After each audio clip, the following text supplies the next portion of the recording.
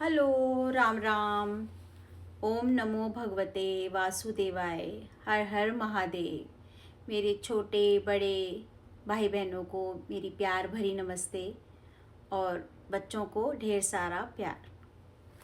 तो वीडियो शुरू करने से पहले सबसे पहले मैं आपसे एक रिक्वेस्ट करना चाहूँगी। अगर मेरी वीडियो आपको पसंद आती है तो प्लीज़ मेरे चैनल को सब्सक्राइब कीजिए और लाइक ज़रूर दीजिए, ताकि जिससे मेरा भी मोटिवेशन बढ़े। आप जैसे लोग हम एक दूसरे को सपोर्ट करेंगे तभी मोटिवेशन मिलता है, अदरवाइज़ हम लोग निराश हो जाते हैं। चलो तो हम शुरू करते हैं। मेरा आज का मकसद था छोटे सब्सक्राइबर्स। छोटे तो नहीं कहना चाहिए मुझे, सभी एक तरह से कुछ एक्सपीरियंस वाले होते हैं, कुछ एक्सपीरियंस होल्डर होते हैं और कुछ अभी नई शुरुआत कर रहे होते हैं, जिनके तो 500 से नीचे सब्सक्राइबर्स होते हैं। उनको बहुत जल्दी होती है कि मैं जल्दी जल्दी अपने जो है सब्सक्राइबर्स बढ़ा लूँ, मेरे 1000 तक पहुँच जाएं। और 1000 सब्सक्राइबर्स पहुँचने की जद्दोजहद में हम लोग बहुत सारी गलतियाँ करते हैं, जिससे क्या है कि बहुत स्लो हमें ग्रोथ मिलती है। कभी एक सब्सक्राइबर आ रहा है, कभी किसी दिन तो व्यूज़ ही 20-30 आते हैं, कभी 40 आ गए, किसी दिन 100 भी पहुंच जाते हैं, उससे आगे बढ़ते ही नहीं हैं। हम लोग भी टेंशन में आ जाते हैं, यार हमें कोई पसंद क्यों नहीं करता। पसंद सब करते हैं, बट थोड़ा सा नियम के अनुसार चलना पड़ता है। नियम क्या है? डिसिप्लिन अगर आप रखोगे तो देखो, अगर हम कोई जॉब करते हैं उस पर भी तो डिसिप्लिन रहता है कि नहीं रहता। डिसिप्लिन के बगैर तो कोई जॉब नहीं होती है। और स्कूल जाते हैं वहाँ पे भी डिसिप्लिन होता है, घर में भी डिसिप्लिन होता है, और जहाँ पे काम डिसिप्लिन से होता है उसमें हमें सक्सेस जरूर मिलती है।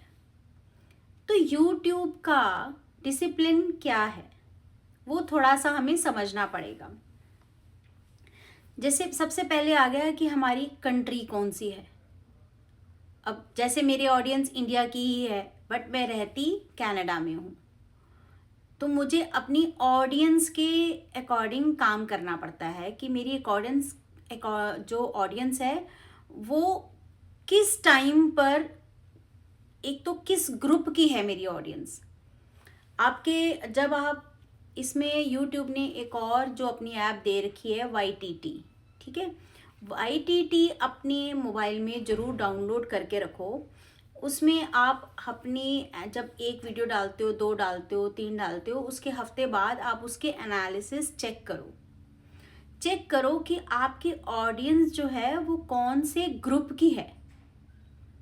तो ग्रुप से आपको अगला स्टेप उठाने की पता चलता है कि मैंने अब अगला स्टेप किस हिसाब से रील इसको डालना है, यूट्यूब पे शॉर्ट्स को डालना है। जब उसमें हर ग्रुप के होते हैं, 25 से 35 के होते हैं, 35 से 45 के होते हैं, इस तरह करके 4-5 उसमें ग्रुप्स बने हुए हैं। अब जब आपको पता चल गया कि मेरी ऑडियंस इस ग्रुप की है, ठीक है, तो उस ऑडियंस में सबसे पहले, जैसे अगर मैं देखूं 25 से 35 वाला ग्रुप देख लो, तो वो आप देखो कि आप आसपास के भी ग्रुप के वो बच्चे होते हैं जो उस ग्रुप के होते हैं, देखो वो किस टाइम पर एक्टिव होते हैं, फ्री किस टाइम। क्योंकि स्टार्टिंग में आपके एनालिसिस में ये नहीं पता चलेगा कि 1000 से नीचे, आई थिंक मेरे ख्याल से YTT ये नहीं देता कि आपकी ऑडियंस किस टाइम पर एक्टिव है। वो आपको खुद से जजमेंट लगानी पड़ती है। अब जैसे मैं मिडिल एज की हूँ, तो मेरी ऑडियंस जो है मेरे बराबर की एज की ज़्यादातर है, और 25 से 35 वाली कम है, और 35 से 45 वाली भी बहुत है। तो मैं आइडिया लगा, मेरे को अब वो मेरे जो YTT ने मुझे बता रखा है कि मेरी ऑडियंस जो है 9 बजे एक्टिव होती है, 10 बजे एक्टिव होती है, 8 बजे भी एक्टिव होती है। तो मैं वीडियो उस टाइम के हिसाब से डालती हूँ। स्टार्टिंग में मुझे भी नहीं मालूम था कि मेरी ऑडियंस एग्जैक्टली जो है किस टाइम पर एक्टिव होती है।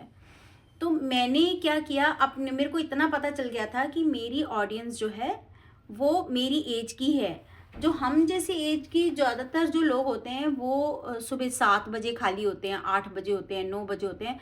वो हम इस ये टाइम एक दौर ऐसा होता है जिस टाइम हम मोबाइल पे लगे रहते हैं, देखते रहते हैं, एक रील्स देखते हैं, शॉर्ट्स देखते हैं, सब इन सब हम लोग देखते रहते हैं, ठीक है।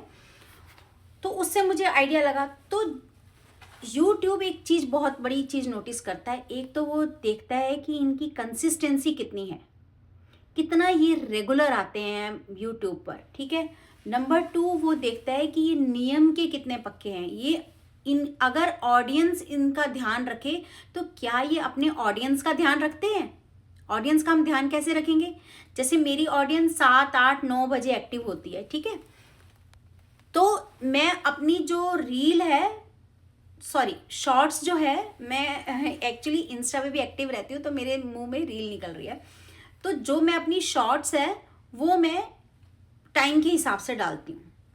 जैसे ही मैंने टाइम मैनेजमेंट करना शुरू कर दिया, टाइम का मुझे पता चल गया कि मेरी इस टाइम पर एक्टिव रहती है, मैंने वो टाइम डाला, मुझे धीरे धीरे उसकी ग्रोथ नज़र आने लगी। तो आपको भी करना क्या है, 4-5 पॉइंट्स हैं, आप उसका ध्यान रखो। सबसे पहले अपनी ऑडियंस कंट्री देखो, उसके बाद अपनी ऑडियंस देखो, ऑडियंस कौन कौन सी ग्रुप की है, फिर ऑडियंस का टाइमिंग अपनी जजमेंट लगाओ। उसके बाद वीडियोस कितनी डालनी है ताकि आपकी ऑडियंस के पास आप जब भी वो देखे आप उसको नज़र आओ, ठीक है। फिर लास्ट में एक पॉइंट आ जाता है, ट्रेंडिंग वीडियोस। कभी भी ऐसी वीडियोस मत डालो जो, मतलब ट्रेंड तो देखो हम लोग डालेंगे, लोगों को पसंद आएगी तो ही आगे उन लोग ट्रेंडिंग बनेगी। लेकिन अभी हम उस स्टेज पर नहीं हैं कि हम छोटी छोटी वीडियोस डालें और हमारी वीडियो जब ऑलरेडी लोगों को पसंद ही नहीं आ रही है, तो जो हम अभी हमारा नया फेस है तो हमें कैसे पसंद करेंगे लोग, है ना। तो कोशिश करो जिसकी ज़्यादा मैक्सिमम वीडियोस बनी हुई हैं वो वाली वीडियोस डालो ताकि वो लोगों को पसंद आए, आपकी जो नई ऑडियंस जुड़ रही है वो आपको पसंद करे।